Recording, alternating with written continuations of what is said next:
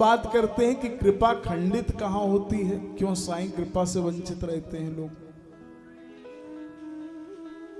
समस्या एक ही होती है, हम अपने दिल की बात कर रहे हैं आपसे। कार्य जब सिद्ध हो जाता है ना साहब, तो लोग चौखट को भूल जाते हैं। अंदर तक जानी चाहिए बात ये आपकी। जब तक कार्य सिद्धि नहीं होती, अरे गुरु जी, अरे भगवान, लेकिन ये काम बना और बस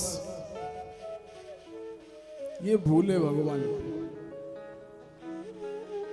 हम बहुत कथाओं में सोचते थे कि आपसे कहेंगे, लेकिन आज गुरुदेव की आज्ञा हुई तो बोल रहे हैं। अपने साईं कृपा मंदिर में एक परिवार आता था बहुत पहले से। हम नाम नहीं बताएंगे क्योंकि देखो, जो लोग अपॉइंटमेंट लेते हैं, जो मिलते हैं, उनका नाम गोपनीय रहता है। हमारी पत्नी को नहीं मालूम होता कि उनका रिश्तेदार हमसे अपॉइंटमेंट लेके बैठा है, वरना फिर हमको इस पद पर बैठने का अधिकार नहीं। क्योंकि जो आता है वो इसी विश्वास से आता है कि गुरुजी हमारी बात को बाबा तक पहुंचाएंगे। तो ये हमको बाबा का आदेश है कि गोपनीयता हमें रखनी पड़ती है, लेकिन कहना जरूरी है इसलिए कह रहे हैं। तो उनकी बेटी की शादी नहीं हो रही थी, बहुत पहले से आते थे अपने यहाँ मंदिर में। अब साहब तब साईं माँ जीवित थी, तो रोज कहते थे कि हमारी बिटिया की शादी नहीं हो रही। तो साईं माँ मंदिर में जाती थी और जो बाबा का सिंहासन है उससे इतनी बड़ी माला रोज दे देती थी, रोज। अब रोज जाए बैरंग वापस आ जाए।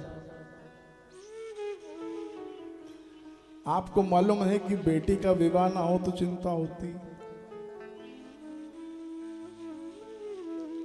माँ बाप बूढ़े इसलिए नहीं होते कि उनकी आयु बढ़ रही है। माँ बाप बूढ़े इसलिए हो जाते हैं कि उनकी बेटी दुखी है। तो उनको चिंता इस बात की रहती थी कि बेटी की शादी नहीं हो रही, उम्र बढ़ रही।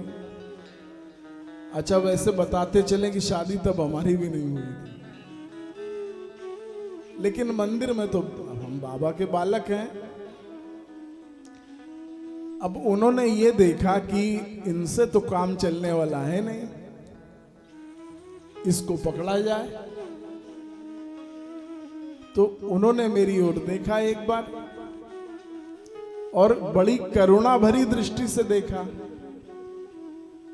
कहते हैं कि गुरु और गोविंद सब कुछ देख लेते हैं, लेकिन आंख के आंसू नहीं देख पाते। बाबा कहते हैं कि मेरी याद में एक आंसू तुमने बहा दिया, मेरी याद में एक आंसू तुमने बहा दिया, तुम्हारे 1000 आंसू पोंछने के लिए मैं चल करके शिरडी से आऊंगा। एक आंसू साहब। तो मैंने देखा, मैंने कहा परेशान है। मैं बाबा के पास गया, जो अपने आप विग्रह है बाबा का साईं कृपा मंदिर में। बोलो साईं कृपा दरबार की, साचे दरबार की। मैंने बाबा से कहा, मैंने कहा बाबा बड़े परेशान हैं ये लोग, इनकी बेटी की शादी करवा देना,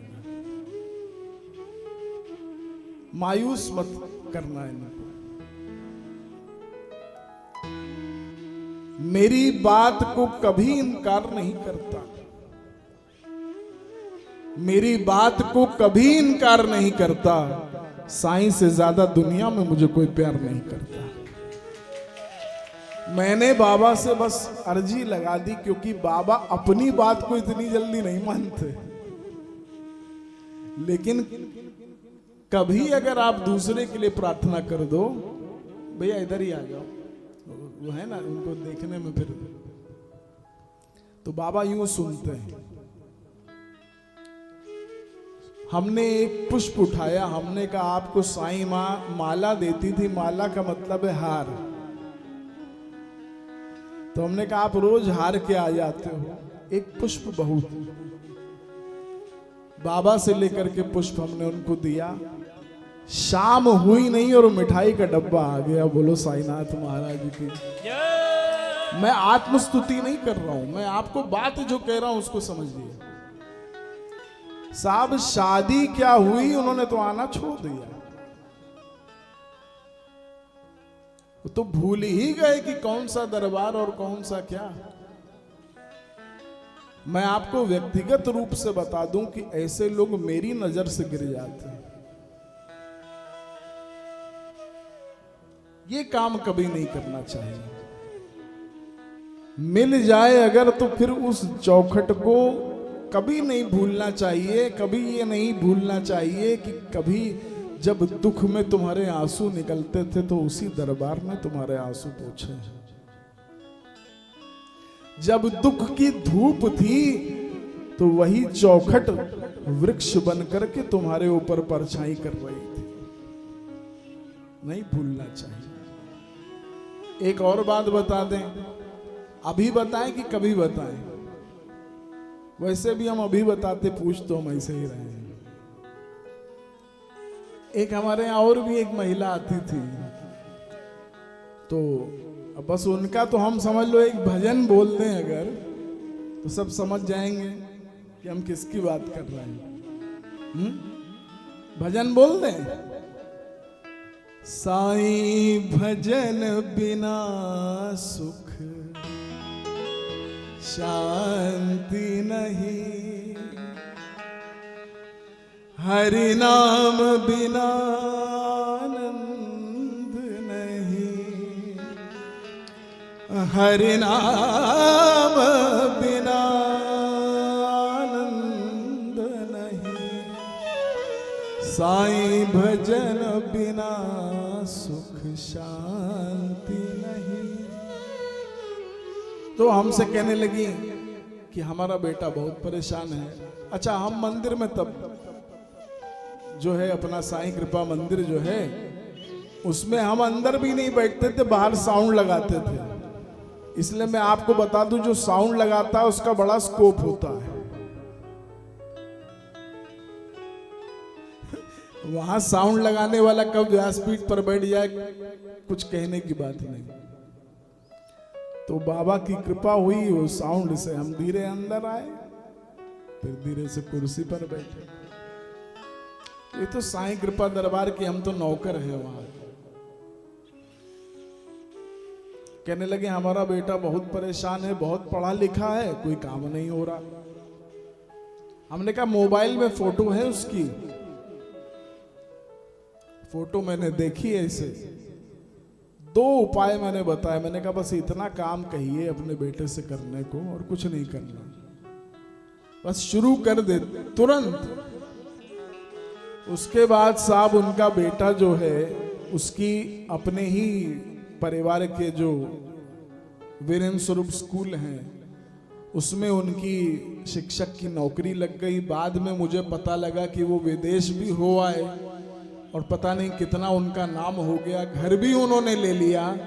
लेकिन समस्या बस यही है कि साईं कृपा दरबार को छोड़ दिया। ये बात गलत है कि नहीं बताओ? ये क्या आध्यात्मिक दृष्टि से, किसी भी दृष्टि से सही है? अरे आप भगवान को भूलोगे तो जिस सीढ़ी से चढ़े हो, कभी गिर गए तो फिर सीढ़ी की जरूरत पड़ेगी। लेकिन लोग क्या करें, आदत से मजबूर हैं। वो खजूर के पेड़ पर चढ़ा, थोड़ा सा जरा ये बांसुरी, हाँ हम तो भाई देखो बिना संगीत के चलते नहीं है। संगीत है शक्ति ईश्वर की, हर स्वर में बसे हैं राम। रागी जो सुनाए राग मधुर, रोगी को मिले आराम। तो हम तो, आप तो वहां आते हो भजन में तो विनोद जी कह देते हैं टुनटुनाओ नहीं, लेकिन हम जानते हैं कि ये स्वर हैं, ये साक्षात सरस्वती है। इनकी कृपा जब होगी तभी तो आनंद आएगा ना सुनने में। तो खजूर के पेड़ पर चढ़ा एक व्यक्ति, मैं आपको बात बता रहा हूं लोगों की। अब चढ़ना तो आसान और उतरना बड़ा मुश्किल। तो भगवान ऐसे कहने लगा कि नीचे उतार दो, मेरे पास एक भैंस है, मैं आपको चढ़ा दूंगा। बोलो साईनाथ महाराज की।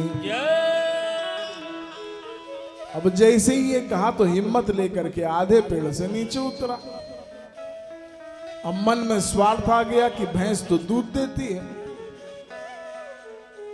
तो कहने लगा भगवान भैंस नहीं बकरी चढ़ा देंगे, भैंस दूध के लिए छोड़ देते हैं। स्वभाव बता रहे हैं आपको लोगों का। खैर बात बकरी पे आई, थोड़ा और नीचे उतरा और थोड़ा साहस बढ़ गया कि इतना सा ही बचा है। फिर मन में ये स्वार्थ आया कि बकरी भी दूध देती है, जब भैंस नहीं देती तो थोड़ा सा ही नीचे उतरना बाकी था। जब नीचे उतरा तो मन में आया मुर्गी भी अंडे देती है। बोलो साईनाथ महाराज की। इतनी देर में एक मच्छर आया हाथ में, दूसरे हाथ से मारा, कहता भगवान बस मैंने तो सब कर दिया, प्रसाद चढ़ा दिया। तो ये जो स्थिति है व्यक्ति की, ये ठीक नहीं है, इसको बदलना बहुत आवश्यक है। बोलो साईनाथ महाराज की। साई सच्चरित्र महापुराण की।